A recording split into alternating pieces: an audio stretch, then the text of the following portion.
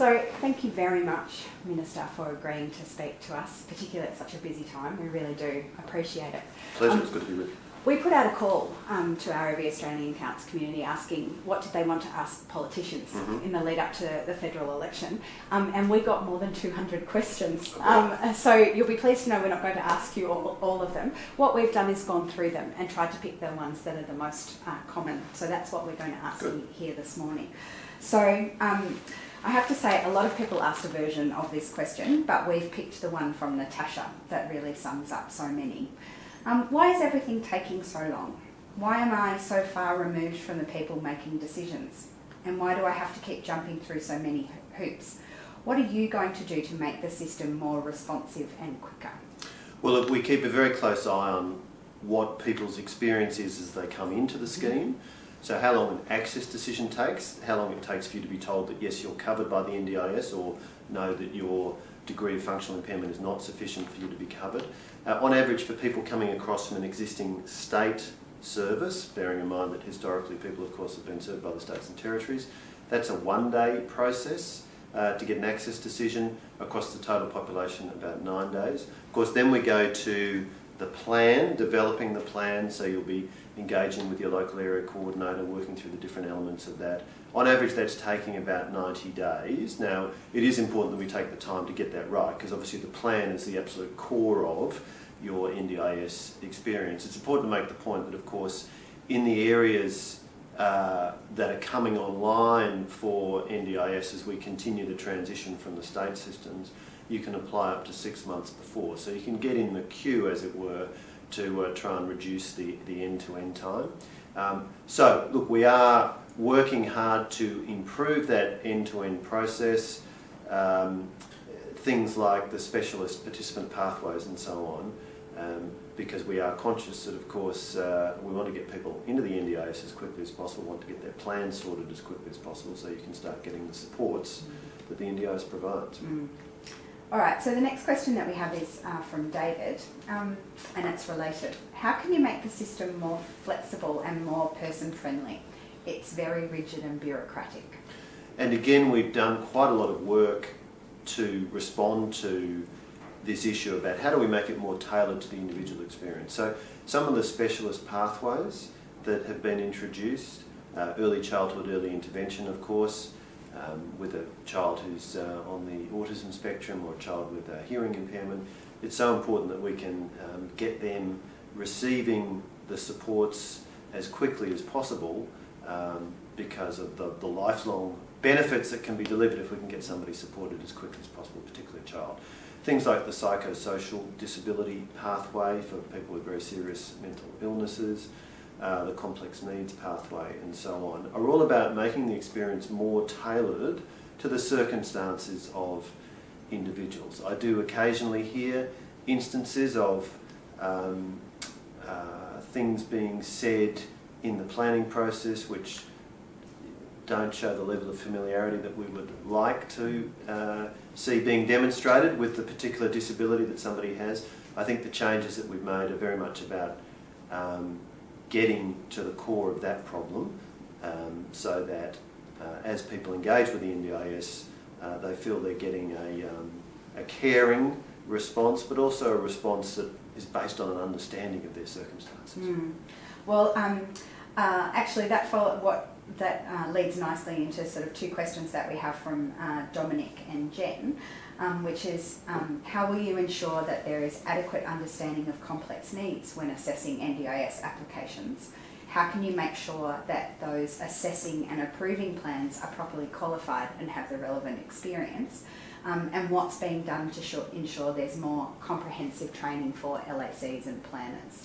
And it does come to that point about making sure that the people who are dealing with somebody who comes into the scheme or somebody who's in the scheme has an understanding of the particular circumstances, the particular disability that somebody has.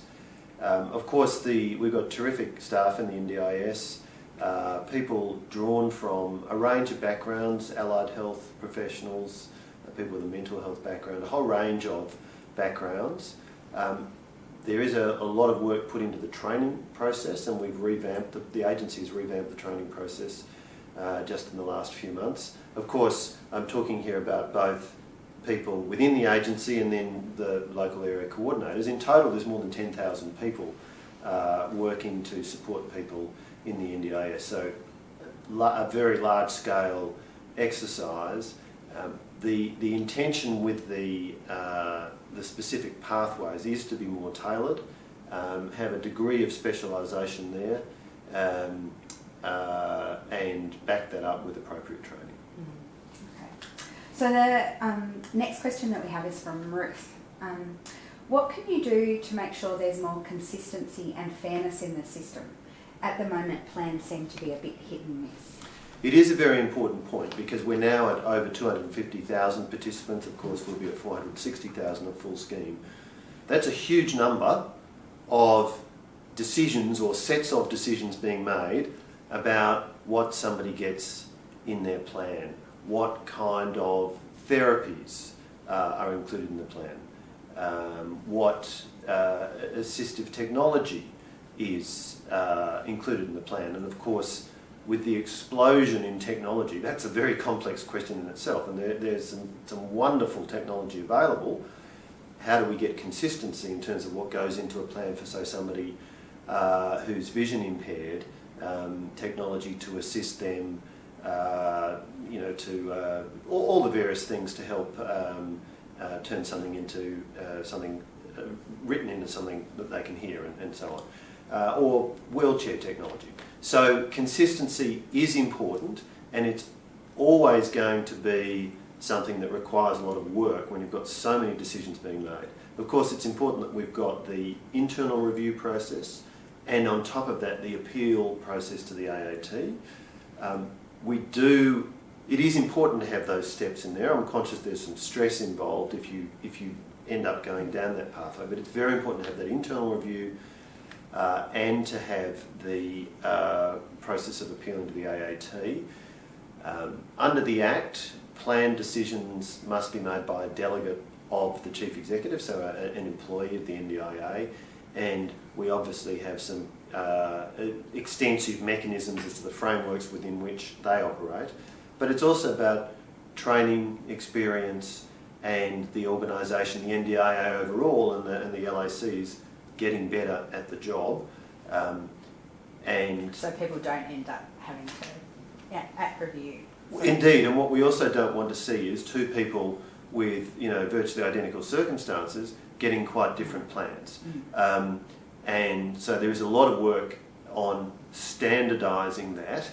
That's important for a whole range of reasons: fairness, equity, also cost effectiveness. We have, I think, made some significant progress there, but I'll be the first to say there will always be an effort needed to achieve a consistency of plans so that two people with the same disability, same circumstances, are getting brought to the same plan. This question was sent in by Diane, but actually it comes up many times in the Make It Work forums that we hold around the country. When will the NDIS adequately fund transport so participants can actually use their funded community access? As you know, there are 3 levels of transport funding that's typically included in a plan, ranging from in the order of $1,000, $1,200 at one end to $3,000 or so, and then the range of options included in a plan. It can be at one end assistance and support in using public transport, which, say for somebody with an intellectual disability or of course a physical disability, there can be a range of challenges there. Also some very good success stories I've heard about, for example, of people with intellectual disability who master that challenge and have more autonomy and control over their life as a result.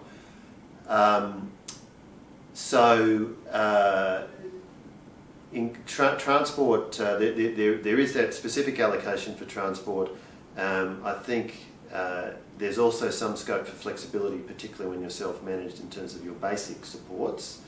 And inevitably, we find out a bit from experience, and a participant finds out a bit from experience, what's the optimal mix, how much transport do you need. So I think the principle is very well understood, that unless you can get to where the supports are provided, unless you can get to the place where you're doing your interaction with the community, whatever it might be, a class or the gym or anything like that, exercise, then unless you can get there, you can't really use the supports. Yeah.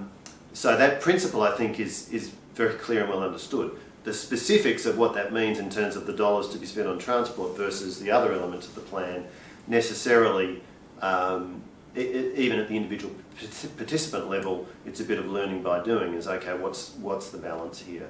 I think the other thing I'd say is that there is the states and territories have a significant role here, including, of course, as the providers of general public transport, as the regulators of most transport delivery mechanisms, including taxis and so on, Uber and so on. So I think it's some of this very much within the spectrum of NDIS, some of it goes beyond.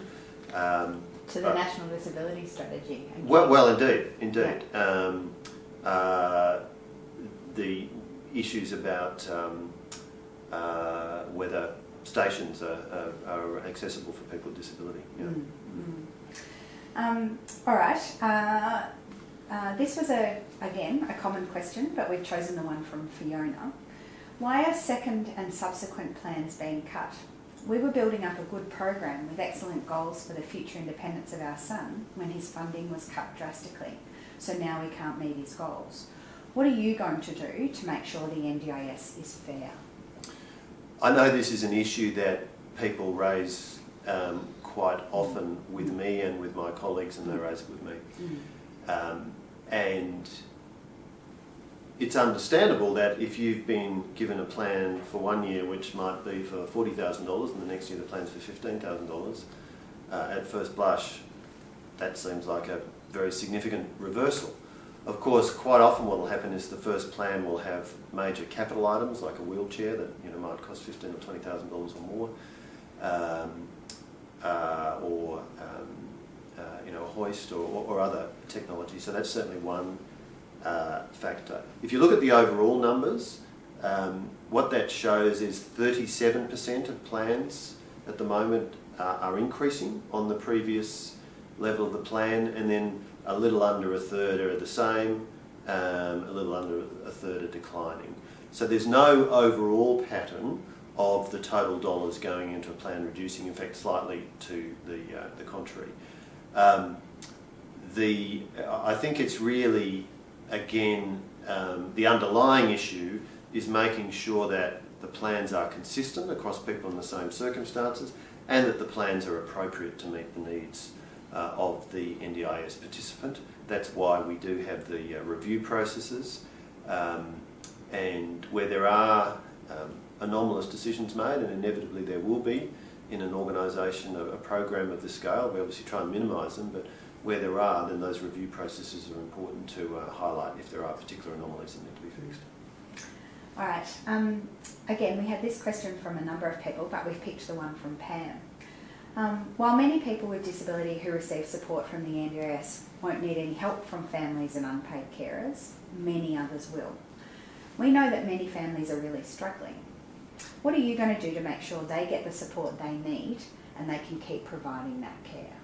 I think Pam raises a very important question, and of course the role of families, of carers in the lives of somebody with disability, and particularly somebody with disability which involves a very significant functional impairment. The role of families, the role of carers is critical. It's a very tough job, and it's a job that you haven't asked for. It's the hand of fate that has given you that job. And I do want to say how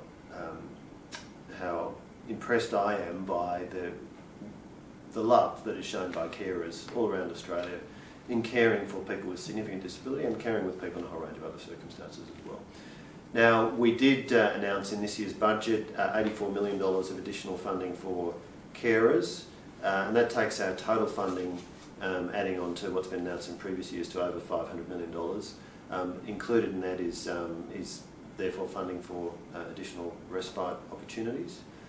And it also fits in with other resources for carers, a website, and places where people can go to just get some advice, get some help, just download on the challenges that being a carer can bring. But in particular, that $84 million of funding, I think, will mean that there'll be some tangible instances, quite a few in fact, where people can get the opportunity to get a bit of relief and support in circumstances where that might be where the funding had previously been there.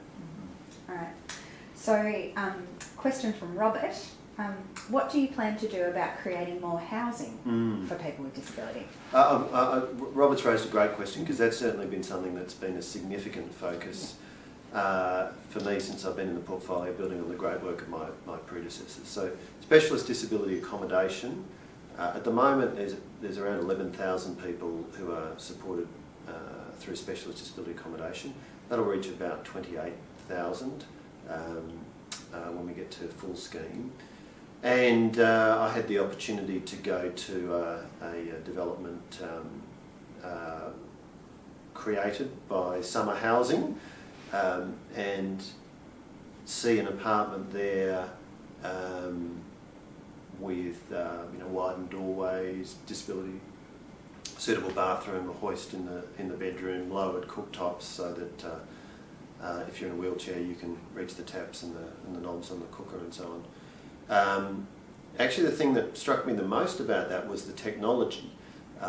So by pressing a smartphone, you can open and close the curtains, lock the doors, unlock the doors, turn on the air conditioning and so on. And of course, if you've got a disability, that technology can make the difference when living independently or not.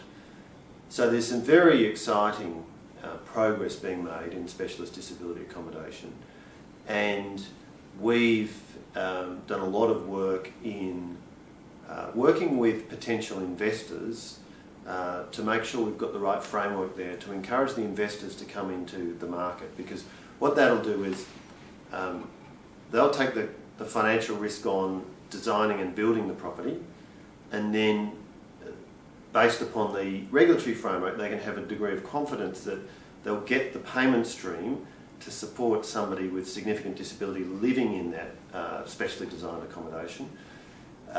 And that work that we've done has, I think, helped increase the confidence in the sector, and the level of interest in providing specialist disability accommodation is strong and growing. So we've also announced a specific plan for young people in residential aged care. As you know, there's around 6,000 people around Australia in residential aged care who are under 65, and they're there because they've got significant disability, and that's about the only place where they can get appropriate care at the moment. But it's not really optimal. If your aged care facilities are designed to support older people, and they do a great job, but if you're 45 or 25, you don't really want to be sharing accommodation with people who are 2 or 3 generations older than you.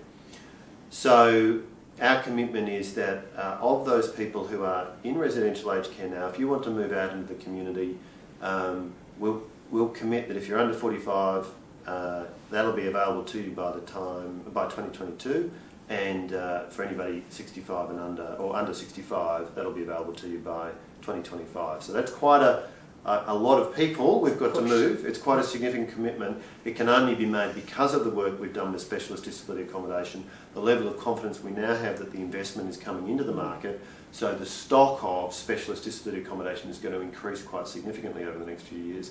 And we've also said we want to continue then to maintain that for the future, that it's not a one-time way to address this problem. We've also said that from 2025, the number of people, younger people coming into aged care, we want to be reduced by 50% from where it is now. All right, we have a question from Sarah. What are you going to do to make sure that people who are not eligible for the NDIS still get the support they need? Well, that is important because the focus on the National Disability Insurance Scheme is perfectly understandable because it's a huge scheme. It's the biggest change in social policy for more than 30 years. And therefore it's taken a lot of focus to make sure that we are rolling it out. Of course, the rollout, no rollout is ever perfect, but the scale of what's been achieved, since 2016, we've increased by 700% the number of people who are in the scheme, and there's more to do. But at the same time, obviously, we've got a national disability strategy that has to be developed, the next stage of that, and that's certainly something we're mindful of and kicking off some early work on. And you're doing some consultations on that? We are indeed, yes. So that is certainly, an important part of the picture. We're also conscious that there are existing programs, existing Commonwealth programs and state and territory programs supporting people with disability who don't meet the degree of functional impairment required to be eligible for the NDIS, but clearly need to continue to be supported. So we've got a continuing program to support people in that category under the various Commonwealth programs, and similarly the state and territory governments have continuing responsibilities in relation to people who are being supported now but don't meet the threshold for NDIS. Mm. All right, well, we'll give the final question to David. Advocacy is essential for fair and adequate planning if clients are to gain the full benefits of the NDIS. So why is it that advocacy is so poorly supported, and what will you do to address it? Look, there is in fact quite significant Commonwealth support for advocacy because it is important.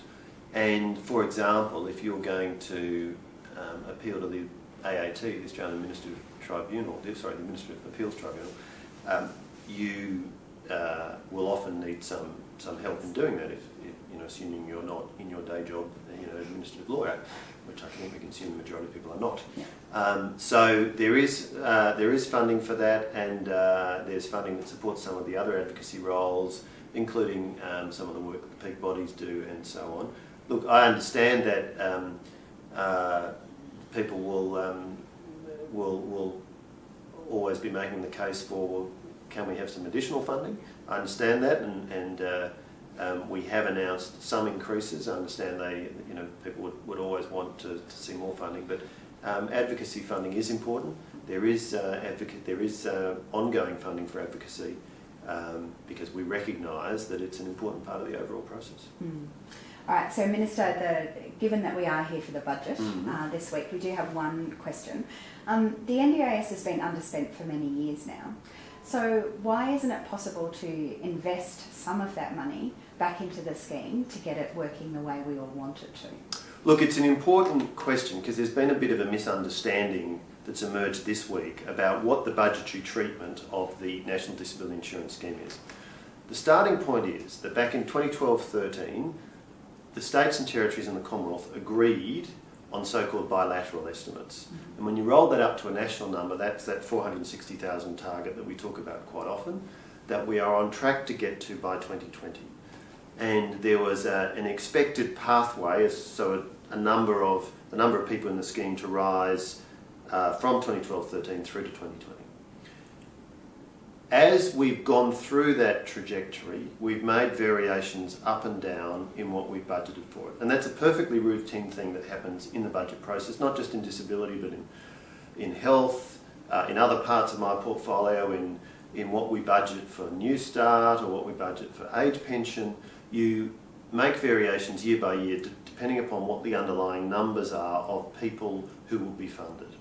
So, for example, a couple of years ago, we made some significant upward variations once WA came into the scheme, or we'd reached agreement with WA, to make sure that we were reflecting those additional participant numbers. So those ups and downs occur all the time. What's happened this year, so in 2019-20, we made a net variation of 1.6 billion. And that essentially reflects that we're a little behind in terms of the participant numbers for the 19-20 year compared to where a few years ago we thought we would be. Very importantly, we have not changed where we expect to get to. So we still expect to be at 460,000 by 2020, and we're still very focused on getting as many people who are eligible for the scheme into the scheme as possible. But that 1.6 billion is essentially, it's the application of normal budgeting practice. You say, okay, how many people this time last year were we thinking we'd have in 1920? Okay, it's now a bit less. So as we do the budget for this year, we adjust downward slightly the amount that we've got in the budget. It's important to make the point that in 2019-20 we'll spend $17.9 billion on the NDIS. That's $4.5 billion more than in 18-19. So people in the scheme and people aiming to get into the scheme should have confidence. There's a lot of money being spent, it's going up every year. We continue to be on track to achieve 460,000 people. And you can have confidence that the scheme is fully funded and that the supports that you need to have funded, once you get your plan, what's there, the money's there.